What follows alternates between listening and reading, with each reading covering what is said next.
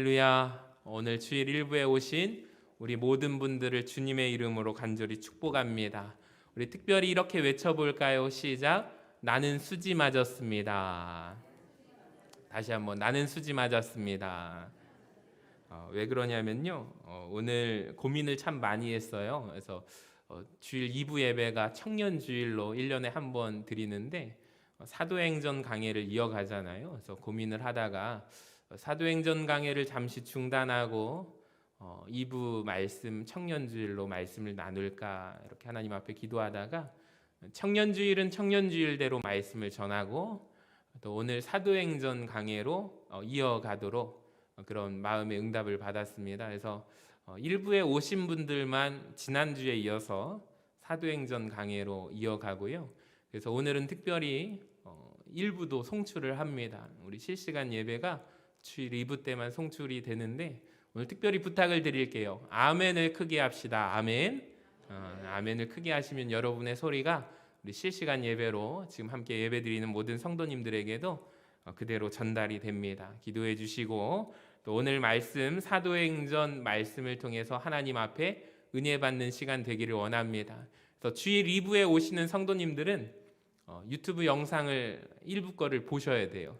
그래야 다음 주에 듣거나 아니 오늘 1부에 오신 분들만 드릴 수 있다라는 것을 기억해 주시기를 바랍니다. 오늘 베드로가 기적적으로 구출된 시점에 성도들은 베드로를 위하여 기도하고 있습니다. 자, 성도들이 여러분 뭐라고 기도하고 있을까요? 베드로가 감옥에 잡혀갔잖아요. 헤롯 왕에 의해서. 하나님, 우리 베드로를 살려주세요. 우리 베드로 선생님을 풀어주세요. 죽지 않게, 순교당하지 않게 해주세요. 하나님, 기적을 베풀어 주세요. 아마 이렇게 성도님들은 기도하지 않았을까 생각해 보았습니다. 그리고 하나님께서 그 기도를 들으시고 응답해 주십니다. 그런데 오늘 본문에 보시면 아주 흥미로운 뒷이야기 하나를 우리에게 알려주고 있습니다.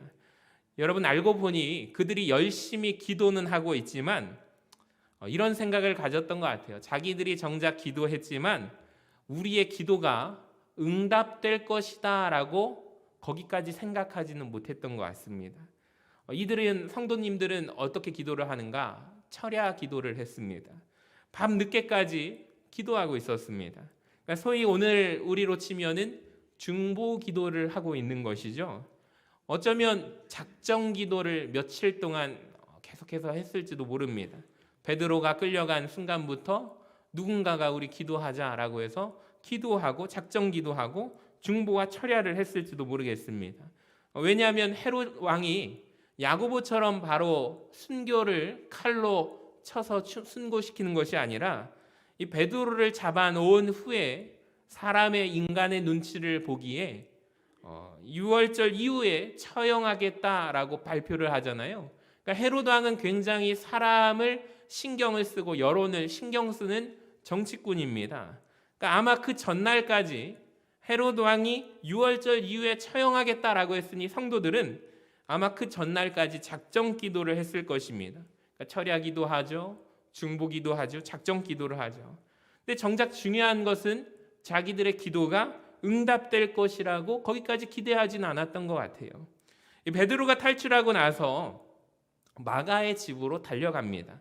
오늘 본문 13절 말씀을 같이 한번 화면을 보고 읽어봅니다. 시작. 베드로가 대문을 두드린데 로데라 하는 여자아이가 영접하러 나왔다가 베드로의 음성인 줄 알고 기뻐하여 문을 미처 열지 못하고 달려들어가 말하되 베드로가 대문 밖에 섰더라 하니. 여러분, 그런데 이 어린아이가 베드로가 풀려났어요 하고 말을 했는데 이 말을 들은 성도님들의 반응을 한번 보시기 바랍니다. 15절에 보니까 뭐라고 대답하죠? 그들이 말하되 네가 미쳤다 합니다.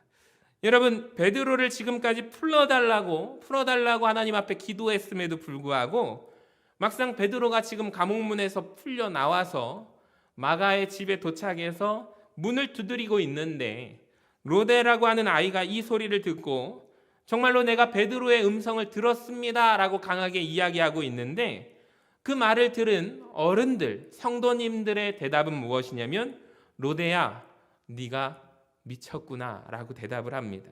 이 아이가 이렇게 반박을 하죠. 힘써 말하되 참말입니다. 정말이에요. 정말 하나님께서 베드로를 보내주셨습니다. 그랬더니 어떤 성도님들이 이렇게 말을 합니다. 그들이 말하되 그러면 그의 천사겠지라고 대답을 하는 거예요. 베드로는 이 와중에 계속해서 문을 두드리고 있습니다. 16절을 보세요. 베드로가 문 두드리기를 그치지 아니했다라고 합니다. 여러분, 이 와중에 지금 로데가 어른들에게, 성도들에게 얘기를 하고 있는 중에 베드로는 계속해서 문을 두드리고 있습니다. 문 밖에 서 있습니다. 그러니까 한마디로 이 모습을 보면서 베드로가요, 감옥 문턱은 쉽게 넘었지만 마가의 집의 문턱은 쉽게 넘지 못하는 것을 우리는 볼 수가 있습니다. 그러니까 감옥의 문턱보다 넘어가기 어려운 문턱이 무엇이냐면 어른들의 의심의 문턱이라고 생각이 됩니다. 여러분, 별로 놀라운 이야기가 아닙니다. 왜냐하면 우리 역시 기도하지만 우리가 기도한 대로 이루어질 것이라고 잘 기대하지 않을 때가 많기 때문입니다. 문제는 히브리서 11장 믿음장에서는 6절에서 이렇게 말씀하고 있습니다. 우리 같이 한번 읽어볼까요? 시작. 믿음이 없이는 하나님을 기쁘시게 하지 못하나니 하나님께 나아가는 자는 반드시 그가 계신 것과 또한 그가 자기를 찾는 자들에게 상 주시는 이심을 믿어야 할지니라. 아멘. 여러분, 우리가 믿어야 할 줄로 믿습니다. 여러분, 믿으셔야 합니다. 근데 우리가 믿지 않고 구하고 있습니다. 야고보서 1장 6절에도 말씀합니다. 오직 믿음으로 구하래요. 오직 믿음으로 구하고 조금도 의심하지 말아라 라고 말씀합니다. 여러분, 의심하는 자는 어떻게 됩니까? 마치 바람에 밀려 요동하는 바다 물결 같으니 이런 사람은 무엇이든지 주께 얻기를 생각하지 말라라고 말씀합니다.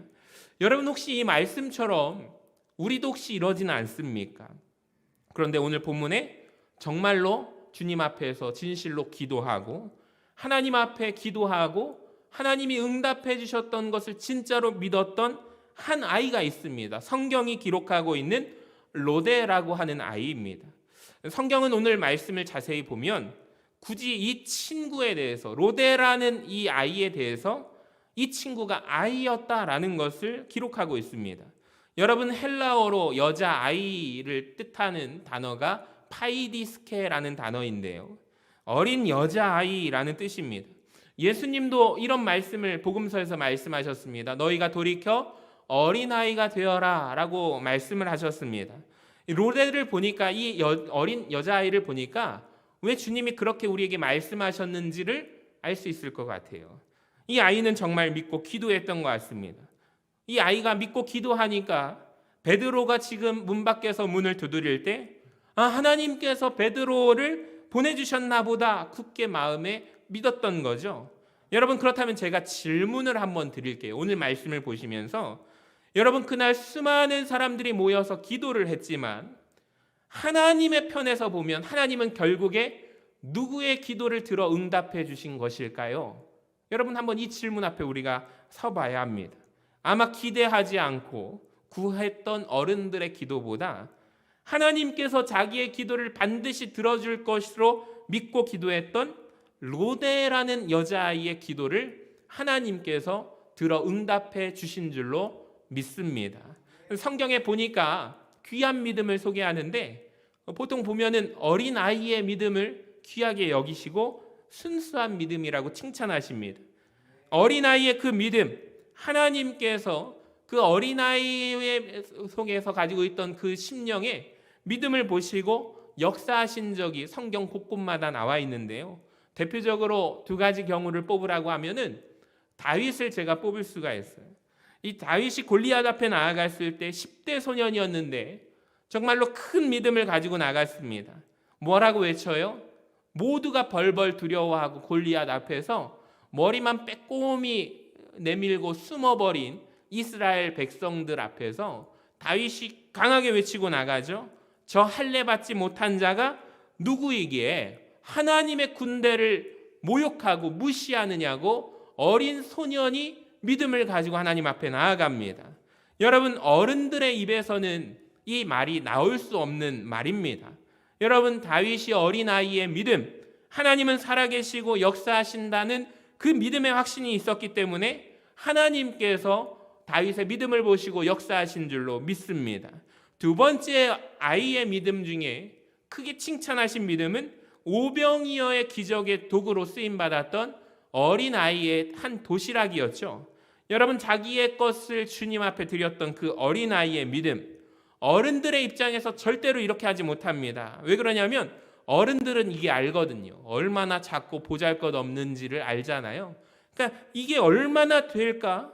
이 정도 가지고 어떻게 몇 사람이나, 아니 한 사람이나 제대로 먹을 수 있을까? 어른들은 의심을 했어요. 근데 어린아이는 주님 앞에 나아갈 때 순수한 믿음으로 자기의 것을 주님 앞에 다 드렸습니다. 그러니까 오늘 본문에 등장하는 이 어린아이 로데라고 하는 여자아이도 마찬가지예요. 여러분, 모두가 순수한 믿음을 가졌고 하나님 앞에 나아갈 때 하나님은 그 순수한 믿음을 보시고 역사하신 줄로 믿습니다. 가만히 보니 한국 교회가요, 복음이 처음 들어와서 순수하게 복음을 받아들였던 모습이 한국 교회의 역사 가운데 어린아이와 같은 믿음의 신앙의 모습으로 순수한 그 열망의 마음으로 하나님 앞에 나아갔기 때문에 한국교회 수많은 이적이 보고가 되었습니다. 근데 한국교회가 어느샌가 어른의 모습이 되었습니다. 기독교 역사 100년이 넘어간 교회들이 이곳저곳에서 많이 생기는데 들려오는 소식은 100년이 넘은 교회마다 큰 풍파가 들어오는데 교회가 갈기갈기 쪼개졌다라는 소식만을 듣는다라는 것입니다. 여러분, 100년이 되고 기독교 역사 가운데 한국에 하나님께서 축복해 주셨는데 더욱더 강성한 믿음으로 장성한 분량의 믿음으로 치고 나가는 것이 아니라 분열의 역사가 우리나라 가운데 들려온다라는 것입니다. 어쩌면 우리가 너무 어른이 되어버린 것은 아닐까라고 생각이 들었습니다. 요한계시록을 보니까 주님이 에베소 교회를 향하여 이렇게 책망하신 바가 있습니다.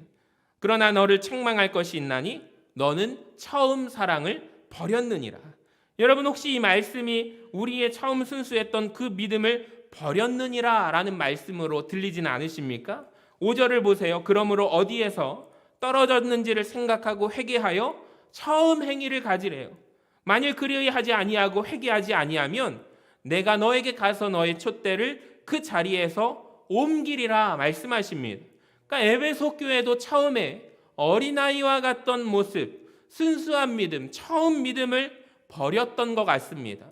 그러니까 우리가 이 말씀을 통해서 깨닫는 것은 돌이켜 어린아이가 되는 우리 모두가 되기를, 우리 교회가 되기를 주님의 이름으로 간절히 축원합니다. 그러니까 신앙의 영역에 있어서 여러분, 어린아이와 같이 순수함의 모습으로 가셨으면 좋겠어요.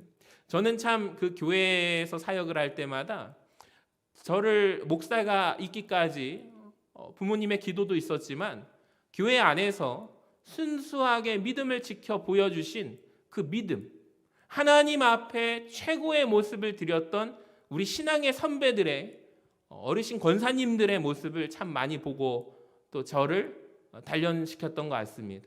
아, 신앙생활 나도 저렇게 해야지. 내가 목사인데. 참 부끄러울 정도로 아름다운 모습으로 신앙생활을 하셔요. 그러니까 우리 교회가 엘리베이터를 항상 짓고 싶었던 마음이 있었어요. 근데 정작 그분들이 많이 누리지 못하고 무릎이 아프시고 90세의 연세 가운데 힘겹게 계단을 오르내리셨던. 그래서 제가 너무나도 어떤 한 권사님이 안쓰러워 보여서 권사님 제가 업어드릴게요. 그래가지고 이제 총각 때 권사님을 한번 업어드렸더니 너무 부끄러워하시는 거예요. 전사님 나 안 업을래 하면서 내가 힘들지만 한 걸음 여기 난간을 붙들고 올라가셨던 그 모습.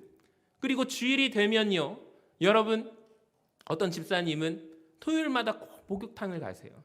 왜 그러세요? 그랬더니 그 시간에 하나님 앞에 내가 주일을 맞이하는 가운데 온 몸을 다 깨끗하게 하고 그리고 주일 가실 옷을 걸어 놓으세요. 여러분도 혹시 그러십니까?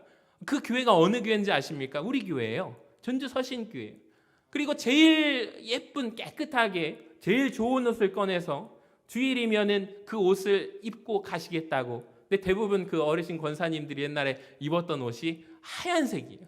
그게 그거 같은데 그 옷을 미리 정성껏 다리시고 준비하시고 그렇게 주님 앞에 순수한 어린아이 같은 모습으로 내가 주님 앞에 맨 앞에 앉아야지. 맨 앞자리가 맨날 꽉 찼어요. 여러분 어떠십니까? 지금 우리 앞자리 꽉 찼습니까? 여러분 앞자리를 사모하시기 바랍니다. 신앙의 우리 믿음의 선배들이 보여주신 그 믿음의 바톤을 우리가 이어가야 하지 않겠습니까? 그래서 우리 교회가 100년이 지나고 200년이 지나도 끊임없이 그 전통이 이어받는 믿음의 바톤을 순수하게 어린아이와 같은 신앙으로 머리만 자라는 어른의 모습이 아니라 신앙의 영역에 있어서는 순수하게 복음을 받아들였으면 좋겠어요. 여러분 하나님의 말씀 앞에 차가운 이성보다 어린아이의 순수한 믿음으로 나아가시는 저와 여러분 되시기를 주님의 이름으로 간절히 축원합니다. 그러니까 오늘도 하나님의 말씀을 순수하게 어린아이처럼 받아들이는 자에게 하나님은 지금도 역사하신다라는 거죠. 여러분 본문에 돌아와서 이제 마지막으로 제가 헤롯 왕에 대해서 이야기를 하고 말씀을 마치려고 합니다. 사도행전 12장을 시작할 때 1절부터 누가 드러나냐면 헤롯 왕이 시작을 합니다. 그리고 사도행전 12장 마지막에도 누가 마무리를 하냐면 헤롯 왕이 마무리를 합니다. 12장 처음에 등장할 때 헤롯은 어떤 자였는가? 누군가를 죽이는 자로 등장을 하죠. 1절을 보세요. 그때 헤롯 왕이 손을 들어 교회 중에서 몇 사람을 해하려 하여 요한의 형제 야고보를 칼로 죽입니다. 자, 그때 죽이는 자, 헤롯은 죽이는 자입니다. 심지어 베드로까지 잡아서 죽이려고 합니다. 그리고 베드로를 지켰던 파수꾼이 경계에 실패한 것을 알고 파수꾼도 죽이네요. 여러분 그렇죠? 오늘 19절에 보세요. 헤롯이 그를 찾아도 보지 못하매 파수꾼들을 신문하고 죽이라고 명령을 합니다. 또 12장에서 헤롯은 줄곧 죽이는 자로 등장을 합니다. 근데 여러분 흥미롭게도 누군가의 목숨을 빼앗고 죽이는 헤롯, 그의 마지막 역시 죽음으로 끝납니다. 그것도 비참하고 허망하게 죽었습니다. 여러분 성경은 한 번 죽는 것은 사람에게 정해진 것이라고 말씀합니다. 헤롯은 자기 죽을 것은 생각 모르고 많은 사람을 자기의 권한으로 죽였던 것 같습니다. 충격적이게 성경은 말씀하기를 헤롯 그는 벌레에게 먹혀 죽였다고 말합니다. 그러니까 오늘날 이 말씀을 의학적인 현대 용어로 말한다면 회충 감염으로 죽은 것이라고 분석을 합니다. 여러분 근데 생각해 보세요. 하루아침에 사람이 회충 감염으로 죽지 않습니다. 그는 아마도 조금씩 회충 감염으로 죽어가고 있었을 것입니다. 근데 자기 죽는 것은 생각을 못하고 매일 자기는 죽어가는데 많은 사람을 죽이는 자, 그는 헤롯이었습니다. 여러분 우리도 마찬가지입니다. 하루하루를 산다라는 말은 하루하루 내가 죽어가고 있다라는 것입니다. 하루하루를 살아간다라는 말은 하루하루 죽어간다라는 의미입니다. 여러분 한 번뿐인 인생 헤롯처럼 남을 죽이면서 우리가 어리석게 살지 않기를 원합니다. 오늘 본문에 보면 흥미롭게도 마지막 절은 이렇게 끝이 나는데요. 헤롯의 죽음 이후에 25절을 보세요. 같이 한번 읽어봅니다. 시작. 바나바와 사울이 부주하는 일을 마치고 마가라 하는 요한을 데리고 예루살렘에서 돌아오니라. 아멘. 여러분 그러니까 사도행전 12장 내내 이 왕이라는 헤롯 왕은 누군가의 목숨을 죽이는 일을 하고 있을 때 바나바와 사울이 하는 일이 있었는데 바로 그것은 흉년 때 누군가를 도와주는 일, 부조하는 일이었습니다. 다른 말로 표현한다면 누군가를 살리는 일을 하는 것이죠. 기가 막힌 대조 아닙니까? 왕은 누군가의 목숨을 죽이는 일을 하는데 바나바와 사울은 누군가를 살리는 일을 하고 있습니다. 여러분 12장 내내 헤롯이 누군가를 죽이는 바로 그 순간 바나바와 사울은 살리는 일을 했다라는 것입니다.